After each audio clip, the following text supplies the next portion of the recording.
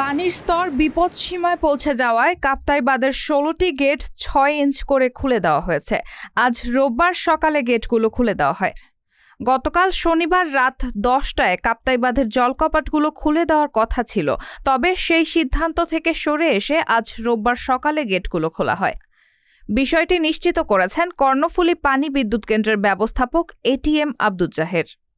আব্দুল জাহের বলেন, পূর্ব নির্ধারিত সময়ে গেট খোলার জন্যই তারা গিয়েছিলেন। সেখানে পানির প্রবাহ কম থাকায় এবং রাতের যে কোনো পরিস্থিতি এড়াতে তারা সকাল ৮টায় গেটগুলো খোলার সিদ্ধান্ত নেন।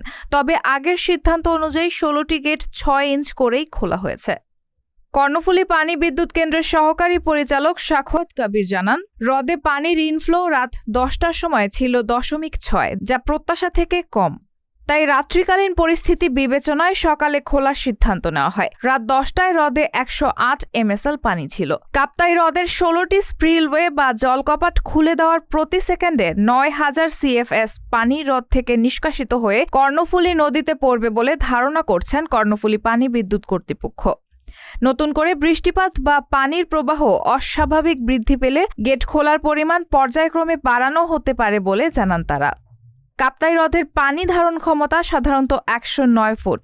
বর্তমানে পানির উচ্চতা প্রায় ১০৮ ফুট। ফলে বিপদসীমার কাছাকাছি হওয়ায় হ্রদের উজান ও ভাটির বন্যা নিয়ন্ত্রণে এই সিদ্ধান্ত নেওয়া হয়েছে বলে জানিয়েছেন ব্যবস্থাপক এটিএম আব্দুল জাহের।